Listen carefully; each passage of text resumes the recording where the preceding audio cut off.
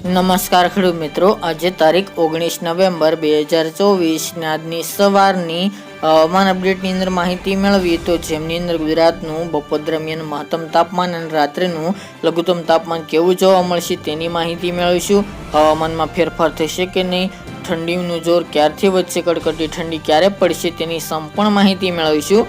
ચેનલમાં નવા હોય તો ચેનલને સબસ્ક્રાઇબ કરી નાખજો અને વિડીયોને લાઈક આપીને શેર કરી દેજો. હાલ ગુજરાતની અંદર અત્યારે હળવી સામાન્ય મધ્યમ ઠંડી જોવા મળી રહી છે. ધીરે ધીરે ઠંડીમાં વધારો પણ જોવા મળી રહ્યો છે. હાલના તાપમાનની વાત કરવામાં આવે તો અત્યારે ગુજરાતનું તાપમાન નોર્મલ કેટેગરીમાં પહોંચી ગયું છે. બપોર દરમિયાનનું તેમજ રાત્રે દરમિયાન પણ અત્યારે 20 ડિગ્રી કરતાં પણ નીચું તાપમાન નોંધાઈ રહ્યું છે. હાલ વાત કરીએ તો સૌરાષ્ટ્રના તમામ જિલ્લાઓ જામનગર, દ્વારકા, પોરબંદર, જુનાગઢ, ભાવનગર સહિતના ભાગોની અંદર, કચ્છના રાપર, ભુજ, માંડવી સહિતના ભાગો, ઉત્તર ગુજરાતની અંદર સાબરકાંઠા, બનાસકાંઠા, પાટણ, મહેસાણા, અમદાવાદ, ગાંધીનગર, ખેડા, દાહોદ, ગોધરા અને દક્ષિણ ગુજરાતના જિલ્લાઓની અંદર તાપમાન બપોર દરમિયાન 30 થી લઈને 32 ડિગ્રી આસપાસ ચાલી રહ્યું છે. આગામી 2 દિવસ બાદથી આ તાપમાનમાં હજુ પણ ઘટાડો થાય અને 30 ડિગ્રી કરતાં પણ નીચું તાપમાન નોર્મલ કેટેગરીમાં સાવ પહોંચી જાય તેવી શક્યતાઓ દેખાઈ રહી છે. તે ઉપરાંત વાત કરીએ તો રાત્રિનું તાપમાન, અત્યારે રાત્રિનું તાપમાન છેલ્લા ઘણા દિવસથી ઘટી રહ્યું છે. જે 20 ડિગ્રી ઉપર તાપમાન ચાલી રહ્યું હતું તેમાં ઘટાડો થઈને હવે ધીરે ધીરે તાપમાન નીચું આવ્યું છે.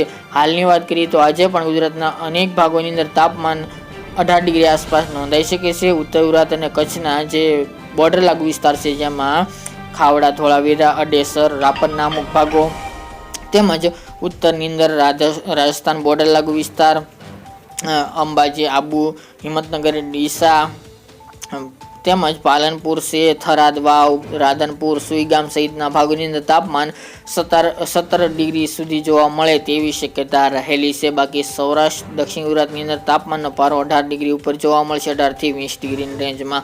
અમદાવાદ, ગાંધીનગર, ખેડા, દાહોદ, ગોધરા, મહીસાગર, પંચમહાલ, અરવલ્લી સુધીના ભાગોની અંદર પણ 17 થી લઈને 20 ડિગ્રી વચ્ચે તાપમાન જોવા મળે આજે તેવી શક્યતાઓ રહેલી છે. વહેલી સવારે અત્યારે ઠાર જોવા મળી રહી છે. રાત્રે પણ હળવી ઠંડી જોવા મળી રહી છે. ઉત્તર ગુજરાતની અંદર ઠંડીનું પ્રમાણ થોડું વધુ જોવા મળી રહ્યું છે, કારણ કે સૌથી પહેલાં ઉત્તરના પવનો ત્યાં આવતા હોય છે જેના કારણે ઠંડીનું પ્રમાણ ત્યાં વધુ હોય છે. તે ઉપરની વાત કરીએ તો આગામી દિવસમાં તો 22 તારીખ બાદથી ઠંડીમાં વધારો થઈ શકે છે. સાથે જ વેસ્ટર્ન ડિસ્ટર્બન્સ આવી રહ્યું છે જેના કારણે ગુજરાતમાં ઠંડીનું જોર વધે તેવી શક્યતા રહેલી છે. તો નવેમ્બર મહિનાના એન્ડમાં પણ તાપમાન 15 ડિગ્રી આસપાસ ઉત્તર ગુજરાત અને કચ્છમાં જોવા મળી શકે છે, જ્યારે સૌરાષ્ટ્રના પણ અમુક ભાગોની અંદર 16 ડિગ્રી આસપાસ તાપમાન જવાની સંભાવના દેખાઈ રહી છે.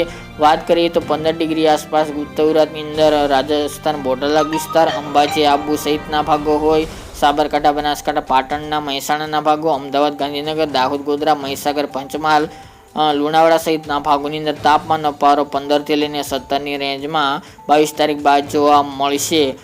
કચ્છના ખાવડા, રાપર, ભુજ, ભચાઉ એ ભાગોની અંદર પણ તાપમાન 17 ડિગ્રી કરતાં પણ નીચું જાય તેવી શક્યતા રહેલી છે. સૌરાષ્ટ્રમાં 17, 18, 19 ડિગ્રી તાપમાન ચાલશે. દક્ષિણ ગુજરાતની અંદર પણ આ રેન્જમાં તાપમાન ચાલે તેવું અનુમાન દેખાઈ રહ્યું છે. બાકી મિત્રો, ગુજરાતમાં હાલ તો કડકડતી ઠંડી જોવા નહીં મળે. નવેમ્બર મહિનાના એન્ડમાં પણ આ ચોક્કસપણે ઠંડીમાં વધારો થઈ શકે છે. અત્યારે જે વેસ્ટર્ન ડિસ્ટર્બન્સ આવ્યું હતું તે નબળું હતું જેના કારણે હિમવર્ષા ઓછી જોવા મળી હતી, પરંતુ જે 22 તારીખ બાદ જે વેસ્ટર્ન ડિસ્ટર્બન્સ આવી રહ્યું છે જેના કારણે ત્યાંના ઠંડા પવનો ગુજરાત સુધી પહોંચશે અને સાથે પવનની દિશા બદલાશે જેના કારણે ગુજરાતમાં ઠંડીનું જોર વધી શકે છે. હવે જે વેસ્ટર્ન ડિસ્ટર્બન્સ આવી રહ્યું છે જે વધુ વરસાદ લાવી શકે છે ઉત્તર ભારતના વિસ્તારમાં, હિમવર્ષા તેમજ કચ્છ,